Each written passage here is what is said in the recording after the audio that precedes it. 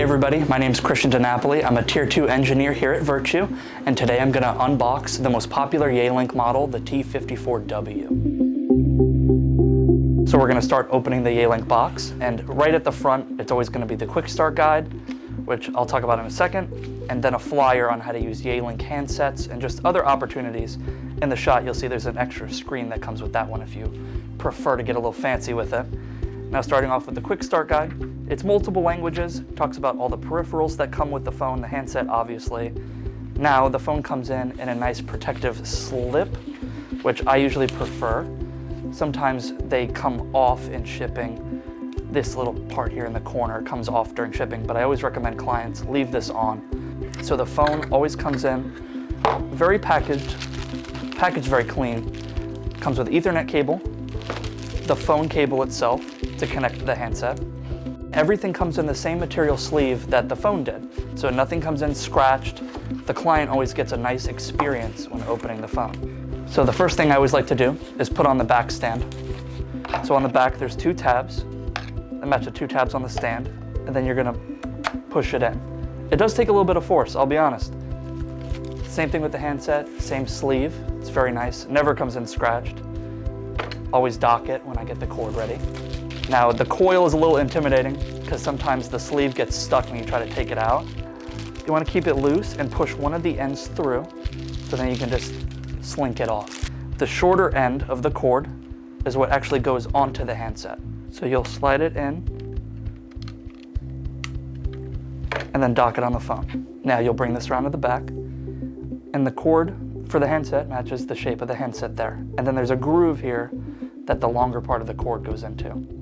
So I always clip this in first, and then you just put the excess slack right in there. So the cord always looks clean and always looks like it has a lot of give here.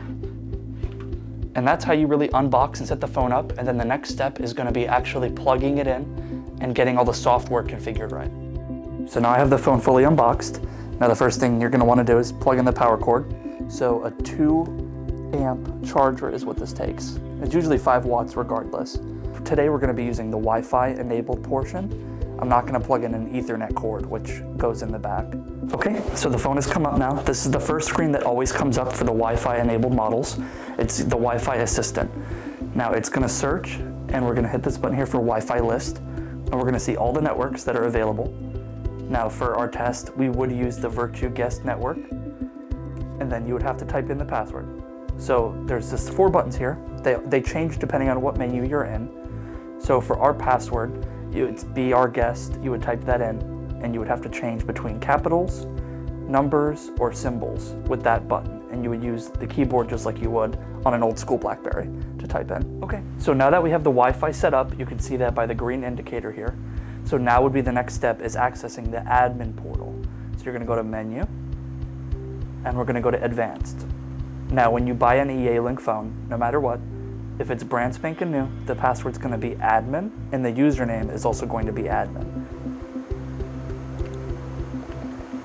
So you click OK, and then you have any additional settings, which for our use case with VoIP, we're going to be provisioning it. So you can do it 2 ways. You can auto provision, and you can use the Yealink RPS server. So basically when the phone turns on, it phones home to Yealink, and then Yealink tells it where to go if you have your own server configured. Or you will be doing that manually with your own credentials. So in the account page, you will type in the username, password, server, and then outbound proxy to configure your own VoIP lines. And you can have multiple lines per phone, different VoIP accounts depending on the use case. We do have clients in the past that have multiple businesses that use the same phone. That's perfectly fine. Thanks for taking the time to watch this video. Again, this is Christian at Viirtue. If you have any further issues, you could always reach out to my team at viirtue.com with 2 I's because we're that special.